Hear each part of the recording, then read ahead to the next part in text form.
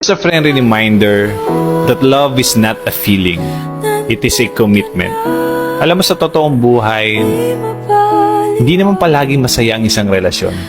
Dadaan at dadaan kayo sa maraming problema, maraming pagsubok, maraming misunderstanding, tampuhan, away, at haharap kayo sa buhay na hindi naman madali. Kakaroon kayo ng sawaan, mawawala yung excitement, yung spark. Kasi nasanay naman talaga kayo sa isa't isa. Pero alam mo, sana ang huwag mawala sa inyo is piliin yung mahalin yung isa't isa. Na sana kahit anong pagdaanan yung pagsubok, andyan kayo para sa isa't isa. Lagi niyong pinipiling tulungan, palagaan, at mahalin yung isa't isa.